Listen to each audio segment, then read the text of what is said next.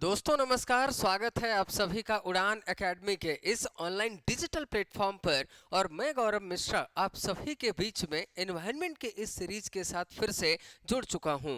दोस्तों, हम लोगों ने एमपीपीएससी के सिलेबस के अकॉर्डिंग डिस्कस करना शुरू किया था अपने इस सब्जेक्ट को, जिसमें से सब्जेक्ट को हम कुछ इस तरीके से डील करने वाले हैं कि प्रीलिम्स और मेंस दोनों में आने वाले जो प्रश्न हैं वो आपसे ठीक तरह से बन पाए और आप सभी प्रश्नों के उत्तर आप बेहतर दे पाएं। इसी को लेकर हमारा ये एफर्ट यानी कि प्रयास यहाँ पर चल रहा है ना। अभी तक एनवायरनमेंट के इस सीरीज में हम लोगों ने कुछ दिलचस्प और रोचक मुद्दों को हम लोगों ने डिस्कस किया। आज के इस सेशन में जो हम लोग डिस्कस करने वाले हैं वो रहेगा हमारे एमपीपीएससी पेपर 3 पार्ट बी के यूनिट नंबर 5 में। अगर आप देखेंगे तो हमारे सिलेबस में एक लाइन कुछ ऐसी ही लिखी है कि concept of environment in Indian tradition and culture, यानी भारतीय परंपरा एवं संस्कृति में पर्यावरण की अवधारणा क्या है ना, इसको लेकर क्या कहा गया है, इसी पर हमारा ये सेशन बेसिकली बेस्ड होने वाला है। तो आप सभी जानते हैं कि एट प्रेजेंट यानी कि वर्तमान समय में अगर आप देखोगे तो एट प्रेजेंट क्या है कि एनवायरनमेंट यानी कि जो पर्यावरण है ना, ये पर्यावरण है ना एक इंपॉर्टेंट इशू यानी कि एक महत्वपूर्ण मुद्दा बना हुआ है कि क्षमा चाहूंगा, है ना, इंपॉर्टेंट इशू एक महत्वपूर्ण मुद्दा बना हुआ है। और महत्वपूर्ण मुद्दा इस वजह से क्योंकि इंसान को साथ ही साथ यहाँ पर क्या करना है, तरक्की भी करना है और इसके अतिरिक्त पर्यावरण की सुरक्षा यानी एनवायरनमेंट को प्रोटेक्ट भी करना है। तो आजकल के इस दौर में यानी कि इस मॉडर्न एरा अर्थात आधुनिक युग में, है ना, जब पर्यावरण इतना महत्वपूर्ण मुद्दा या चर्चा का विषय है, तो ऐसी स्थिति में अगर देखा जाए तो ऐसा यहाँ पर माना जाता है कि अब पर्यावरण को लेकर यहाँ पर क्या है कि चर्चा जोरों तोरों से चल रही है। और एनवायरनमेंट ये कैसे ये जरूरी है ना, कैसे ये पर्यावरण है ना, हाउ इट इज इम्पोर्टेंट, ये कैसे हमारे लिए आवश्यक हो गया है ना, कैसे ये हमारे लिए इसेंशियल हो गया है, इसको हम धीरे धीरे अब क्या करने लगे हैं, है ना, हम अंडरस्टूड करने लगे हैं, है ना, हम इसको ठीक तरीके से समझने लगे हैं।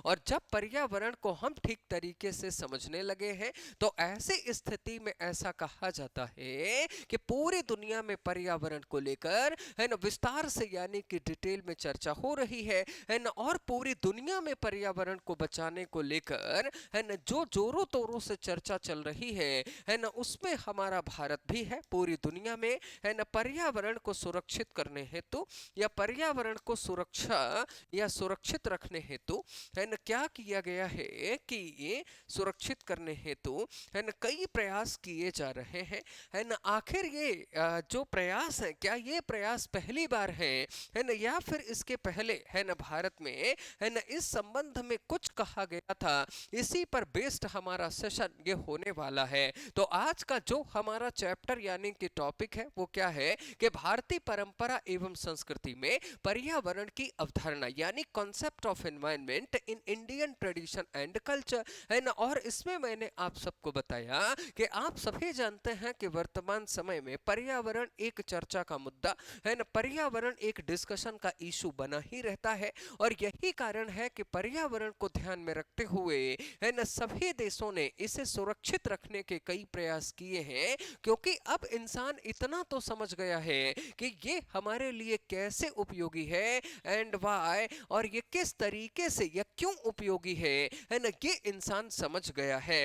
लेकिन जिस पर्यावरण संरक्षण को लेकर, है ना, इतनी विशेष तौर पर चर्चाएं पूरे दुनिया भर में हो रही हैं, वहीं एक तरफ अगर हम देखें तो जब भी हम भारतीय प्राचीन ग्रंथों की बात करते हैं तो जो हमारे भारतीय प्राचीन ग्रंथ हैं, है ना, इन प्राचीन ग्रंथों में आप देखोगे तो पर्यावरण संरक्षण को कई बार यहाँ पर समझाया गया है, या प्राचीन ग्रंथों में, है ना, पर्यावरण के महत्व को स्पष्ट किया गया है। मतलब कि जहां पर 1950 के पहले अगर आप देखेंगे तो 1950 के पहले, है ना, मानव तरक्की के लिए, है ना, या फिर पर्यावरण का इतना ज्यादा उसने नेगेटिव जो है इस्तेमाल किया, है ना, कि, है ना, इंसान ने कहीं ना कहीं पर्यावरण के विषय में सोचना या बात करना ही छोड़ दिया था। लेकिन ऐसा नहीं है कि इसके पहले दुनिया में कहीं पर भी पर्यावरण या एनवायरनमेंट को लेकर है ना कहीं पर भी बात नहीं की गई है। क्योंकि जब हम आप इंडियन ओल्ड टेक्स्ट को देखते हैं, है ना, जब आप भारतीय है ना प्राचीन ग्रंथों की बात करते हैं, तो ये जो हमारे इंडियन ओल्ड टेक्स्ट है ना, इन टेक्स्ट में अगर देखा जाए तो पर्यावरण के महत्व को स्पष्ट किया गया है। और इनके महत्व को कैसे स्पष्ट किया गया है ना, इसमें एक बात स्पष्ट तौर पर कुछ लिखी हुई है, जैसे है ना यहाँ पर लिखा गया कि पर्यावरण का संरक्षण होना ही चाहिए, यानी कि पर्यावरण है ना का जो मुद्दा है ये अत्यंत गंभीर है और पर्यावरण को अवश्य रूप से बचाया जाना चाहिए, है ना। ये बात हमारे प्राचीन ग्रंथों में है ना पहले से यहाँ पर देखा जाए बचाया जाना चाहिए, है ना। ये बात हमारे ग्रंथों में यहाँ पर क्या हुआ है ना, इसको पहले से ही स्पष्ट किया गया है, बचाया जाना चाहिए, है ना। ये बात यहाँ पर लिखी गई है। तो मैं उम्मीद कर रहा हूँ कि आप मेरी बातों को ठीक तरीके से समझ पा रहे होंगे और जितनी भी हम लोग है ना बातें यहाँ पर डिस्कस कर रहे हैं, है ना, इन बातों पर जो कुछ भी हम निष्कर्ष निकाल रहे हैं या कंक्लूजन निकाल रहे हैं, है ना, ये हमारे सभी प्रश्नों के लिए क्या होंगे उपयोगी होंगे। मैं क्षमा चाहूंगा, थोड़ा स्वास्थ्य ठीक नहीं है, वायरल चल रहा है और उस वायरल की वजह से है ना बोलने में थोड़ी सी असुविधा जो है तो वो यहाँ पर देखने को मिल रही है। हाँ, तो जैसा मैंने कहा कि देखिए जहाँ पर एक तरफ पूरी दुनिया में आज पर्यावरण पर इतनी गंभीर चर्चा है, वहीं दूसरी तरफ आप देखो कि इतने वर्ष पुराने लिखे गए भारतीय जो प्राचीन ग्रंथ है ना, उनमें पर्यावरण के महत्व को स्पष्ट किया गया है ना। और इसमें ये बोला गया है कि पर्यावरण को अवश्य रूप से बचाया जाना चाहिए। और ऐसा करने के लिए उन्होंने क्या किया पता है ना, ऐसा करने के लिए जो हमारे ऋषि मुनि थे, है ना, इन ऋषि मुनियों ने क्या किया है कि पर्यावरण को, ऋषि मुनियों ने है ना पर्यावरण को धर्म के साथ जोड़ दिया है। पर्यावरण को उन्होंने धर्म के साथ जोड़ दिया है। किसके साथ जोड़ दिया है ना, इसको उन्होंने धर्म के साथ जोड़ दिया है। कैसे धर्म के साथ जोड़ा है तो तनिक है ना यहाँ पर ध्यान से आप समझिएगा। तो यहाँ पर उन्होंने क्या किया कि जो नेचर है यानी जिसको हम लोग क्या कहते हैं प्रकृति, है ना, इस नेचर यानी कि प्रकृति को उन्होंने देवी का दर्जा दिया है ना। किसका दर्जा दिया है ना, देवी का दर्जा, है ना। इसके अतिरिक्त अगर हम देखें तो ये बोला गया है कि जो बेसिकली रिवर्स हैं यानी जिसको हम लोग क्या कहते हैं नदियां, है ना, और जब हम नदियां यानी कि रिवर्स की बात करें तो इन्हें है ना एक तरीके से अगर देखा जाए तो क्या बोला गया है ना, इन्हें मदर यानी कि माता का दर्जा दिया गया है ना। फिर उसके बाद अगर हम देखें तो जो है ना ट्रीज है मतलब कि जो पेड़ वगैरह है ना, इन पेड़ों को है ना एक प्रकार से अगर देखा जाए तो इन्हें फादर यानी कि इन्हें पिता का दर्जा दिया गया है। और साथ ही साथ जो माउंटेन्स यानी कि पर्वत है, इन माउंटेन्स यानी कि पर्वतों को क्या किया गया है ना, जो पर्वत या माउंटेन्स है इनको बेसिकली है ना जहां पर है ना ये देवताओं के निवास स्थान यानी कि रेसिडेंट ऑफ गॉड के तौर पर है ना इसे देखा गया है। रेसिडेंट ऑफ गॉड यानी कि जिसको हम लोग क्या कहते हैं है ना देवताओं का निवास के रूप में इसे पूजा गया है। मतलब एक तरीके से अगर देखा जाए तो जितने भी हमारे प्राचीन ग्रंथ हैं उन प्राचीन ग्रंथों में है ना ऋषि मुनियों ने एक बात को स्पष्ट किया कि देखिए पर्यावरण की सुरक्षा हो तो सकती है, लेकिन पर्यावरण के विषय में अगर सामान्य तरीके से आप लोगों को बताएंगे है ना, अपने सामान्य तरीके से अगर लोगों को आप कुछ अपडेट करना चाहेंगे तो उतना ज्यादा वो अपडेट सही मायने में हो नहीं पाएंगे। इसी वजह से क्या किया गया कि पर्यावरण को सुरक्षित और साथ ही साथ संरक्षित करने के लिए उन्होंने पर्यावरण को धर्म से जोड़ दिया। किससे जोड़ा है ना, they connect environment with religion. उन्होंने पर्यावरण को सीधे उठाकर धर्म से ही जोड़ दिया। और धर्म से जोड़ने का मतलब यहां पर क्या होता है ये आप समझिए कि यहां पर नेचर यानी कि जो प्रकृति है, इस प्रकृति को उन्होंने देवी का ही दर्जा दे दिया। और कहीं ना कहीं उन्होंने इस बात को स्पष्ट किया कि अगर कोई भी प्रकृति के साथ छेड़छाड़ करेगा या फिर यदि कोई प्रकृति को नुकसान पहुंचाएगा, इसका मतलब है कि वो व्यक्ति देवी देवताओं को नुकसान पहुंचाएगा।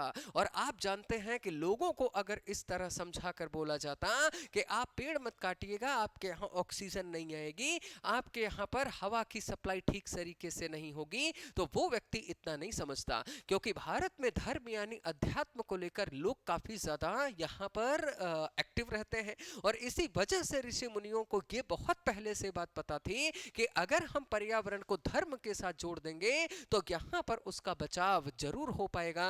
उन्होंने इसी वजह से आप देखिए कि नेचर यानी प्रकृति को उन्होंने देवी का दर्जा दिया है ना, नदियों को उन्होंने माता का, है ना, पेड़ जो हैं उनको पिता का, और साथ ही साथ जो यहाँ पर माउंटेन्स यानी कि पर्वत हैं, इन माउंटेन्स या पर्वत को उन्होंने रेसिडेंट ऑफ गॉड यानी कि ईश्वर का निवास स्थान उन्होंने बताया। इस तरीके से उन्होंने जो है तो है ना इसको बचाने की यहाँ पर चर्चा की है ना। साथ ही साथ अगर हम देखें तो यहाँ पर कुछ बातें निकलकर है ना हमारे सामने और भी आ रही हैं, है ना, और जो बातें हमारे सामने निकलकर सामने आ रही हैं वो बातें क्या क्या है ना, एक बार इनको तनिक ध्यान से फिर से आप समझिएगा, है ना। अगर हम यहाँ पर है ना थोड़ा सा और समझें तो थोड़ा सा कहानी क्या देखने को मिलती है ना, कहानी हमें ये देखने को मिलती है कि हमारे पास आप जानते हैं कुल मिलाकर कितने वेद हैं, 4 वेद हैं, है ना। और ये जो 4 वेदास यानी कि ये जो 4 वेद हैं, है ना, इन 4 वेदों में अगर आप देखिए तो पहला वेद कौन सा माना जाता है, ऋग्वेद है, ठीक है ना। दूसरा वेद कौन सा, जैसे सामवेद है ना। फिर उसके बाद कौन सा आ गया, यजुर्वेद है ना। और फिर उसके बाद अगर हम देखें तो जो अगला वेद आता है इसको हम लोग क्या कहते हैं, तो इसे अथर्ववेद कहा जाता है, यानी कि ऋग्वेद ये हमारा क्या है, सबसे बड़ा और सबसे प्राचीन वेद है ना। फिर उसके बाद सामवेद, ये संगीत का जनक कहलाता है। यजुर्वेद की बात की जाए तो ये यज्ञ एवं पूजा पाठ से ये संबंधित है ना। और फिर उसके बाद अथर्ववेद की अगर बात की जाए तो ये जादू एवं टोने आदि से क्या है, ये संबंधित है। अब ये जो हमें 4 वेद दिख रहे हैं ना, इन 4 वेदों में अगर मैं सबसे पहले बात करूं तो पहला वेद कौन सा आ जाता है, ऋग्वेद, है ना। और जब हम ऋग्वेद की बात करते हैं तो आप जानते हैं कि ये दुनिया का पहला ग्रंथ माना जाता है ना। और इसे लिखा नहीं गया था, है ना, इसको रिटन नहीं किया गया है, इसको बेसिकली क्या किया गया है, इसकी रचना की गई है ना। जो भी मंत्र या श्लोक बनाए गए थे लोगों ने उसको ना उस समय पर याद किया था, उसको उन्होंने लिखा नहीं, कोई किताब पर्टिकुलर नहीं लिख दी उन्होंने ऋग्वेद की, है ना। यहाँ पर क्या हुआ था कि ऋग्वेद की रचना की गई थी। लिखने और रचने में अंतर है। लिखने का मतलब होता है किसी जगह पर अपनी बात को लिख देना या प्रस्तुत कर देना, और दूसरी तरफ रचने का मतलब होता है कि शब्दों को है ना अगर याद कर लिया गया तो भी वो एक तरह से रचना मानी जाती है। तो ऋग्वेद जो कि अगर हम देखें तो आप जानते हैं कि ये ओल्डेस्ट एपिक यानी कि ये सबसे क्या है ना, ये प्राचीन ग्रंथ है ना। और ये कि ये ऐसा प्राचीन ग्रंथ है जिसके विषय में आप सब जानते हो कि इसमें तकरीबन है क्या कि 10,580 के आसपास तो इसमें क्या है, हाइम्स है ना, मतलब कि क्या है इसमें वर्सेस है, सॉरी, है ना। 10,500 है ना 80 के आसपास इसमें आपको क्या दिखते हैं, है ना, इसमें आपको दिखते हैं वर्सेस, है ना। और साथ ही साथ अगर हम देखें तो 1028 यानी 1028 इसमें आपको क्या दिखते हैं, हाइम्स, है ना। और इसके अलावा अगर हम 10 की बात करें तो 10 इसमें आपको क्या दिखते हैं, तो इनको हम लोग कहते हैं मंडल, यानी जिसको कि चैप्टर्स कहा जाता है। तो कुल मिलाकर ऋग्वेद जो कि दुनिया का पहला है ना ये स्क्रिप्ट या फिर ये एपिक माना जाता है, जिसमें तकरीबन 10,580 के आसपास हमें क्या दिखते हैं, मंत्र, 1028 हाइम्स, और साथ ही साथ 10 यहाँ पर मंडल दिखाई पड़ते हैं। और जब हम 10 मंडलों की बात करते हैं तो इन 10 मंडलों में आप देखिए कि जो सेकंड यानी कि दूसरा मंडल है ना, सेकंड मंडल है ना, ये ओल्डेस्ट माना जाता है, क्योंकि ओल्डेस्ट में अगर आप देखोगे कि सबसे प्राचीन कौन सा है तो यहाँ पर आपको दिखता है सेकंड टू सेवेंथ, यानी कि दूसरे से लेकर 7वें तक के जो मंडल हैं है ना, ये ऋग्वेद के सबसे पुराने माने जाते हैं। 1 से लेकर 9 तक का जो मंडल है वो बाद में जोड़ा गया, सॉरी 1 1 और जो 10 है वो बाद में जोड़ा गया था, है ना, और 10 सबसे नवीनतम यानी कि लेटेस्ट मंडल ये कहा, है ना, जाता है। फिर उसके बाद आगे कहानी अगर हम डिस्कस करें तो ये जो आप सेकंड मंडल देख रहे हैं ना, है ना, इस सेकंड मंडल की अगर बात की जाए, ये जो दूसरा मंडल आप देख पा रहे हैं, इस दूसरे मंडल का अगर आप फर्स्ट वर्सेस देखें, है ना, अगर हम इसका पहला मंत्र देखें तो ये जो इसका पहला मंत्र है वो अग्नि को समर्पित है। किसको समर्पित है ना, ये अग्नि को समर्पित है। और आप सभी जानते हैं कि भारत में ऋग्वेद का जो समय था उस समय को हम लोग कहते हैं ऋग्वैदिक काल। और इसीलिए आप देखोगे कि ऋग्वैदिक काल के जो प्रमुख देवता थे वो इंद्र, अग्नि और वरुण थे, है ना। वरुण तो जल देवता है ना, जल को, पानी को हमने यहाँ देवता मान लिया है, तब तो जाकर पानी की सुरक्षा की हम लोगों ने। इसके अलावा अग्नि को, आग को हमने, है ना, यहाँ पर अग्नि देव मान लिया, उनकी हमने सुरक्षा की। यानी एक तरीके से अगर देखा जाए तो प्रकृति को ऋषि मुनियों ने क्या कर दिया, सीधे सीधे धर्म के साथ जोड़ दिया।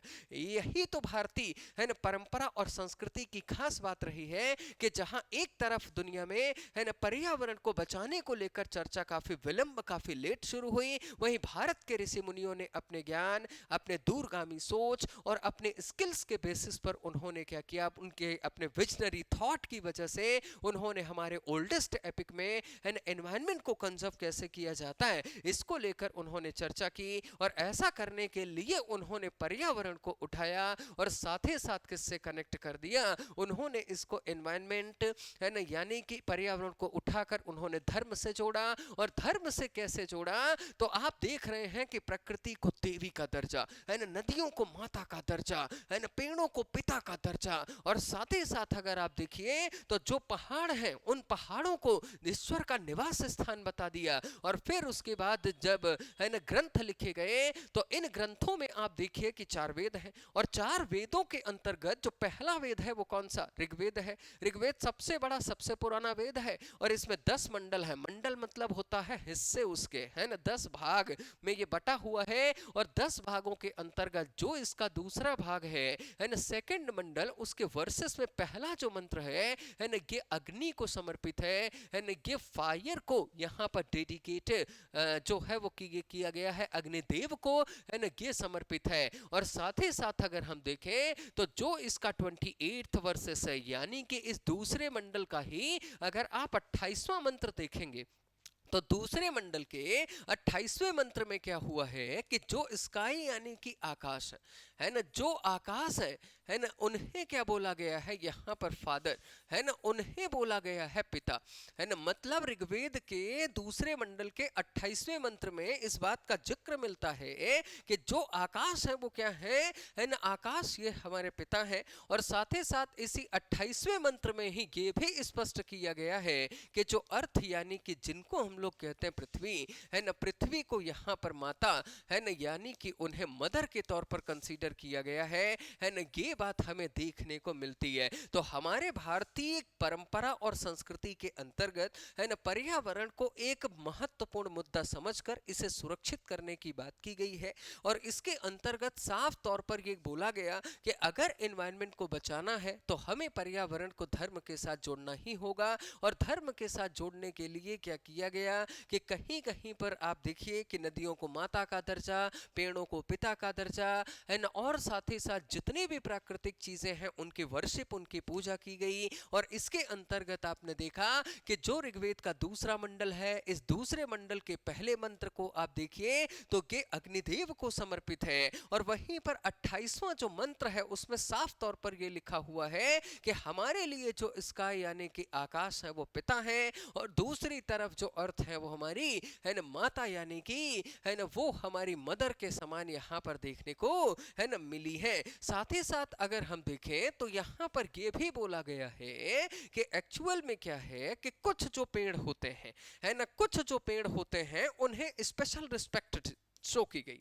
और जो स्पेशल रिस्पेक्ट मिले, है ना, फॉर सम ट्रीज, है ना, special respect for some trees, यानी कुछ पेड़ों के लिए अलग से आप देखिए सम्मान दिया गया, है ना। और इन सम्मान के अंतर्गत जैसे उदाहरण के तौर पर अगर आप देखिए तो जैसे है तुलसी, है ना, इसके अलावा आप देखिए है बरगद, है ना, और फिर उसके बाद क्या है पीपल, है ना। तो जब हम तुलसी की बात करते हैं, है ना, जब हम बरगद की बात करते हैं और फिर उसके बाद जब हम यहाँ पर बात करते हैं किसके, पीपल की, है ना, ये सभी जो पेड़ हैं ये ऑक्सीजन के लिए बहुत इफेक्टिव माने जाते हैं, क्योंकि आप सभी जानते हो कि दिन के समय पर पौधे या फिर ये जो पेड़ हैं ये क्या करते हैं, है ना, दिन के समय पर, है ना, ये क्या करेंगे, दिन के समय पर ये कार्बन डाइऑक्साइड ग्रहण करते हैं और ऑक्सीजन ये क्या करते हैं, रिलीज करते हैं, ये ऑक्सीजन छोड़ते हैं। और क्योंकि ये ऑक्सीजन छोड़ते हैं इसीलिए कहते हैं कि दिन वगैरह में पेड़ों के नीचे आराम करना या लेटना बहुत अच्छा होता है। हमारे अंदर अगर ऑक्सीजन का अमाउंट की दिक्कत है तो वो धीरे धीरे रिजॉल्व यानी कि बेहतर हो सकती है। वहीं दूसरी तरफ ये पौधे क्या करते हैं रात के समय पर कि ये फिर कार्बन डाइऑक्साइड रिलीज करने लगते हैं, और कार्बन डाइऑक्साइड का हमारे शरीर के लिए कोई उपयोग नहीं है ना। अगर वो अंदर जा रहा है तो वो एक तरह का वेस्ट यानी कि अपशिष्ट होगा, है ना। उस अपशिष्ट यानी कि वेस्ट को, है ना, अपने आप में, है ना, बाहर करना ये एक बड़ी चुनौती यानी कि ये एक बड़ी समस्या होगी। इसी वजह से पेड़ों के नीचे या आसपास हमें आने जाने नहीं दिया जाता, है ना। इसी वजह से आपने देखा होगा कि पहले थियरीज बनी थी कि रात को पेड़ों को नहीं छूना चाहिए, पेड़ सोते हैं, है ना, या फिर पौधों के पास नहीं जाना चाहिए, पौधे सो रहे हैं, है ना। और नाम भी दे दिया कि तुलसी माता को मत छूना, रात में विश्राम कर रहे हो श्राप दे देंगी, है ना। इस तरीके से, है ना, डरा धमका दिया गया। तो ऐसा कुछ भी नहीं होता, ये केवल और केवल ऑक्सीजन और साथ ही साथ CO2 के बारे में है। अगर ऋषि मुनियों ने लोगों को समझाया होता कि कार्बन डाइऑक्साइड छूटता है ना, दिन में ऑक्सीजन छूटता है, तो लोग कार्बन डाइऑक्साइड और वो ऑक्सीजन नहीं जानते, है ना। उन्हें पता था कि लोग समझेंगे कैसे, तो उन्होंने ऐसा समझाया कि भाई पेड़ काटो मत, इनकी सुरक्षा करो। तो लोगों ने क्या है, पूजा करनी शुरू कर दी, है ना। और दूसरी तरफ आप देखिए कि रात के समय इनके आसपास जाने से इस वजह से रोका गया क्योंकि वो कार्बन डाइऑक्साइड रिलीज करते हैं और ये मानव के लिए हानिकारक है। तो इसमें मानव का ही फायदा हुआ, लेकिन जो ऋषि मुनियों ने तरीका अपनाया पर्यावरण को संरक्षित करने का वो लाजवाब था। अगर ऐसे बोल कर अगर बताते तो आप बताइए कोई मान लेता? नहीं मानता। उदाहरण के तौर पर सरकार रोज हेलमेट को लेकर नियम बनाती है। इस समय पर नियम चला है कि जो हेलमेट लेकर नहीं मिलेगा उसको पेट्रोल नहीं दिया जाएगा। और आप ही देखेंगे कि आपको बहुत सारे ऐसे खुद प्रशासनिक अधिकारी तबके के लोग ऐसे हैं जो आपको बाइक ड्राइव करते हुए, पुलिस प्रशासन से जुड़े हुए लोग हैं जो बाइक ड्राइव करते हुए आपको नजर आ जाएंगे, उनके सर पर हेलमेट आपको नहीं मिलेगा। बोलने से कितना क्या हुआ? अगर बोलने से अगर इतना जल्दी इंसान मान जाता तो आज इतने वर्षों से हेलमेट के लिए सरकार को बोलना पड़ रहा है, जबकि वो हमारी जान बचाना चाह रहे हैं, उसमें उनका व्यक्तिगत हित क्या है? लेकिन अगर यही अगर बता दिया जाए कि जो जो भी हेलमेट पहनेगा भगवान उसको हर शनिवार को दर्शन देंगे,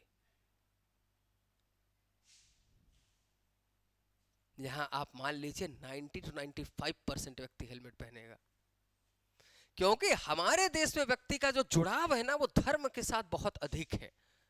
और धर्म के साथ जुड़ाव ज्यादा होने की वजह से ऋषि मुनि बात को बहुत अच्छे से जानते और समझते थे, और इसीलिए उन्होंने पर्यावरण को उठाकर सीधे धर्म के साथ जोड़ दिया कि भैया ये कहानी है, ऐसे पर्यावरण को बचाया जा सकता है। इसके अतिरिक्त अगर आप देखो तो कुछ फ्लावर्स को हम लोग क्या करते हैं, प्रोटेक्ट करते हैं, है ना। फ्लावर्स यानी कि जो फूल है ना, जो फूल है अर्थात जो पुष्प है, इनका संरक्षण इनको बचाया जाता है। क्यों बचाया गया? क्योंकि कुछ कुछ देवी देवताओं को कुछ फूल विशेष रूप से बड़े पसंद हैं। जैसे उदाहरण के तौर पर अगर देखा जाए तो जैसे सरस्वती जी हैं, है ना। अब ये जो सरस्वती जी हैं इनके विषय में ये कहा जाता है कि इन्हें पीले रंग का फूल बहुत प्रिय है, इन्हें पीले रंग का पुष्प अत्यंत प्रिय है ना। दूसरी तरफ अगर आप देखेंगे तो जो पीले रंग का पुष्प प्रिय है। और दूसरी तरफ अगर आप देखिए तो जो लक्ष्मी जी हैं,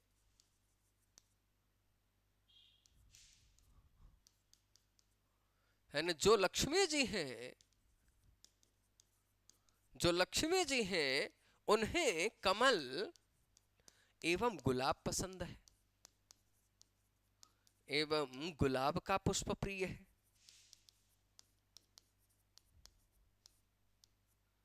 एवं गुलाब का पुष्प प्रिय है। तो लोगों ने पीले रंग के पुष्प को इसलिए बचाना शुरू कर दिया क्योंकि वो सरस्वती जी को प्रिय है। और कमल और गुलाब का संरक्षण इस वजह से होने लगा क्योंकि वो लक्ष्मी जी का पसंदीदा पुष्प है। तो ले देकर भगवानों के साथ इन फूलों को या रंगों को जोड़ने से फर्क ये हुआ कि बची तो आखिर प्रकृति ही ना, आखिर फायदा तो पर्यावरण का हुआ। ये बोला गया कि पीले रंग का फूल मत तोड़ना, वो सरस्वती जी को पसंद है, तो अनावश्यक कोई नहीं तोड़ता था। हाँ, भगवान के ऊपर चढ़ाने के लिए ले जाना है तो भाई अब उनको प्रिय है तो उन्हीं को ले जाके चढ़ा देते थे लोग, उनको चढ़ाया जा सकता है, लेकिन अनावश्यक ऐसे नहीं फेंक देते थे। आजकल तो देखो आप, चलो नेताजी आ रहे हैं तो ठीक है, नेताजी के साथ वो जो चिंटू भैया जिनका जन्मदिन आता है, वो चिंटू भैया आए, उनके जन्मदिन पर आप सोचो कितना सारा फूल वेस्ट चला जाता है। वो चिंटू भैया पर फेंक देते हैं कॉलोनी वाले इतना सारा फूल, और पैरों के नीचे आता है। तो अगर बोलकर, और जबकि ये जानते हैं व्यक्ति कि पुष्प को पैर से कुचलना गलत है, उसके बावजूद व्यक्ति कुचल रहा है ना, क्यों? क्योंकि आज के समय पर पर्यावरण का जुड़ाव सिर्फ जागरूकता है, धर्म के साथ नहीं है। और प्राचीन काल में यही एक खास बात थी कि पर्यावरण को उन्होंने सीधे धर्म से जोड़ा था ऋषि मुनियों ने। उन्होंने कहा पीले रंग का मतलब है यह सरस्वती जी, और कमल का फूल अगर कहीं दिख गया और आपने अगर पांव रख दिया तो इसका मतलब यह है कि आपने लक्ष्मी जी का अपमान किया। आपने गुलाब के पुष्प को अगर नहीं बचाया तो आपने लक्ष्मी जी का आपने किया अपमान। और साथ ही साथ उसी तरीके से अगर देखा जाए तो जैसे गणेश जी हैं, है ना, सबसे सीधे साधे ये देवता माने जाते हैं, और इसीलिए कहते हैं कि पूजा भी इन्हीं की सबसे पहले, है ना, की जाती है। यानी जब देवताओं की पूजा होती है तो सबसे पहले इन्हीं की पूजा, है ना, की जाती है, गणेश जी। अभी क्षमा चाहूंगा, गणपति जी का समय अभी आने वाला है, आप सबको पता है। और इनकी जब आरती करते हैं तो आरती के दौरान अगर कभी कोई संबोधन अगर गड़बड़ भी हो जाए तो कोई दिक्कत वाली बात नहीं होती है, लेकिन माता दुर्गा की आरती में आपसे गड़बड़ी यानी गलती होने की संभावना ना के बराबर हो जाती है। यहाँ तो मेवा की जगह अगर खोवा भी निकल गया बोलने में तो कोई दिक्कत नहीं है ना, लेकिन वहां पर आपसे फॉल्ट या गलती नहीं होनी चाहिए, वो अशुभ माना जाता है, वो गड़बड़ हो जाता है। तो यहां पर हम लोग डिस्कस कर रहे हैं कि भाई कैसे पर्यावरण को बचाने के लिए प्राचीन काल में हमारे धार्मिक ग्रंथों में इस तरह की चर्चाएं या बातें की गई हैं, है ना। तो गणेश जी को अगर देखा जाए तो घास पसंद है, इन्हें ग्रास पसंद है, घास प्रिय है इनको। और इसीलिए कहीं पर भी, है ना, अगर हरी भरी वो दूब वाली घास अगर दिख रही है तो उसको बचाया जाता है, उसको, है ना, प्रोटेक्ट किया जाता है। आप देखोगे भी कि जब घरों में पूजा होती है तो वो दूब, है ना, पंडित जी से निकाल के और उसकी भी पूजा करते हैं, घास। तो गणेश जी को प्रिय है चूंकि। तो पर्यावरण को संरक्षित या सुरक्षित करने के लिए हमारे भारतीय प्राचीन ग्रंथों में क्या क्या बोला गया है ना। आई होप आपको ठीक तरीके से ये सब समझ में आ गया होगा, है ना। अब उसके बाद हम लोग बढ़ते हैं आगे और डिस्कस करते हैं आगे की कहानी क्या है। तो आगे की कहानी हमें ये देखने को मिलता है कि जो हमारा यजुर्वेद है ना, जो हमारा यजुर्वेद है, और यजुर्वेद का संबंध किससे है? यजुर्वेद में क्या बताया गया है? यजुर्वेद में बताया गया है कि यज्ञ एवं पूजा पाठ कैसे होंगे। यज्ञ एवं पूजा पाठ से संबंधित ये वेद है, यजुर्वेद है। दो हिस्से या दो भाग हैं, आपको बाकी पता ही है, शुक्ल यजुर्वेद और कृष्ण यजुर्वेद है ना। तो यजुर्वेद की अगर हम बात की जाए तो यहां पर पर्यावरण के महत्व को समझाया गया है, पर्यावरण के महत्व को समझाया गया है। महत्व को समझाया गया है। और साथ ही साथ अगर हम देखें तो जो अथर्ववेद है,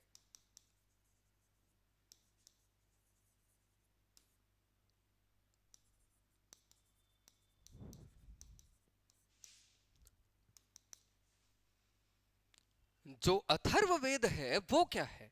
तो अथर्ववेद में यहां पर क्या है कि वाटर यानी कि वाटर गॉड, जिनको हम लोग क्या कहते हैं, जल के देवता। और जल के देवता कौन माने जाते हैं? वरुण। वरुण, उनकी चर्चा की गई है, उनकी बातचीत यहां पर की गई है। हालांकि उत्तर वैदिक काल तक आते आते यानी अथर्ववेद तक आते आते है ना, धीरे धीरे जो इंद्र, अग्नि और वरुण थे, है ना, जो कि ऋग्वैदिक काल के तीन प्रमुख देवता माने जाते हैं, है ना, यहाँ पर आकर उनका महत्व कम हुआ। लेकिन अगर हम अथर्ववेद में देखें तो वरुण की चर्चा की गई है और ऋग्वेद में सर्वाधिक चर्चा की गई है ना। ऋग्वेद में जो है तो वो सर्वाधिक चर्चा है ना यहाँ पर की हुई हमें नजर आती है या दिखाई पड़ती है। तो यहाँ पर क्या कैसा है ना, और कौन कौन सी चीजें हैं जो हमारे लिए इंपॉर्टेंट है, यानी कि जो हमारे लिए जरूरी है। तो जो कुछ भी मैंने आपको बताया एक बार आपको मैं रिकॉल करा देता हूँ, है ना। ये चैप्टर हमारा ऑलमोस्ट हो गया खत्म, है ना। तो देखिए आज का चैप्टर हम लोगों ने क्या डिस्कस किया, है ना। आज का जो चैप्टर हम लोगों ने डिस्कस किया बेसिकली वो था कि concept of environment in Indian tradition and culture, यानी भारतीय परंपरा एवं संस्कृति में पर्यावरण की अवधारणा। और जैसा मैंने कहा कि आज के समय पर पर्यावरण है ना एक महत्वपूर्ण मुद्दा है, और ये हमारे लिए कैसे और क्यों ये जरूरी है ये शायद हम समझने लगे हैं। और पूरी दुनिया में इसी बात को लेकर है ना, या पर्यावरण को सुरक्षित करने हेतु तो कई प्रयास किए जा रहे हैं। जहां एक तरफ दुनिया के बाकी देश पर्यावरण को बचाने के लिए प्रयास कर रहे हैं, वहीं हमारे प्राचीन भारतीय ग्रंथों में पर्यावरण के महत्व को बहुत पहले ही स्पष्ट किया गया है ना। जैसे कि पर्यावरण को अवश्य रूप से बचाया जाना चाहिए, और ऋषि मुनियों ने पर्यावरण को धर्म के साथ जोड़ दिया है ना। कैसे जोड़ा कि प्रकृति को उन्होंने देवी का दर्जा दे दिया, नदियों को माता का दर्जा दिया, है ना, पेड़ों को पिता का दर्जा दे दिया, और जो भी पर्वत है उनको है ना देवताओं का निवास स्थान बता दिया। तो जब प्रकृति को माँ का मतलब देवी का दर्जा दिया, इसका मतलब है कि प्रकृति का अपमान करना मतलब देवी का अपमान करना, है ना। नदी का अपमान करना मतलब है ना माता का अपमान करना, पेड़ को काटना मतलब पिता को काटना, है ना। इस तरीके से उन्होंने जोड़ा कि व्यक्तियों को पर्यावरण है ना संरक्षण न चाहते हुए भी यहाँ पर करना पड़ा, है ना। फिर उसके बाद चार वेद हमें दिखते हैं। चार वेदों में आप देख ही पा रहे हैं कि ऋग्वेद, सामवेद, यजुर्वेद और अथर्ववेद है।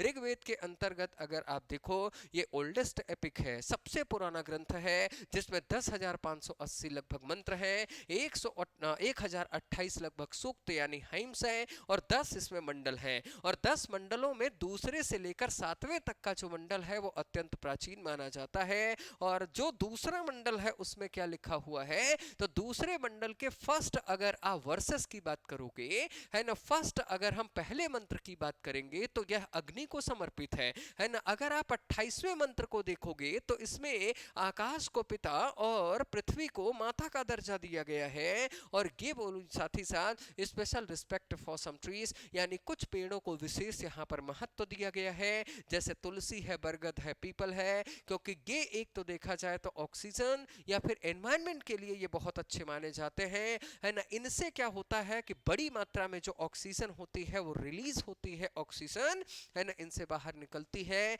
ना। और रात वगैरह को कैसे बचाया जाए इन्हें, तो इसके लिए बोल दिया गया कि भैया पेड़ों से दूर रहना चाहिए क्योंकि ये विश्राम करते हैं, है ना। पर्यावरण बचाने का एक तरीका ये भी ग्रंथों में निहित है कि फूल यानी कि पुष्पों को है ना संरक्षित करने का प्रयास किया गया। जैसे पीले रंग के पुष्प किसको प्रिय लगने लग गए, तो ये बोला गया सरस्वती जी को प्रिय है ना। लक्ष्मी जी को बेसिकली कमल एवं गुलाब के फूल पसंद है ना। गणेश जी को जैसे कि घास पसंद है। और फिर उसके बाद अगर हम देखें यजुर्वेद में पर्यावरण के महत्व को समझाया गया है, और अथर्ववेद में तो इनफैक्ट ये बोला गया है कि जो वरुण है वही जल के देवता हैं। हालांकि इस समय तक वो सबसे प्रमुख देवताओं की श्रेणी में नहीं बचे, है ना, वो सबसे मेजर गॉड की कैटेगरी में नहीं आए, लेकिन फिर भी उसके बावजूद अगर हम देखें तो काफी कुछ हमें, है ना, यहाँ पर, है ना, उनके बारे में डिस्कशन होता हुआ नजर आता है। आई होप आप लोगों को ये सेशन भी, है ना, निश्चित तौर पर आपको समझ में आया होगा।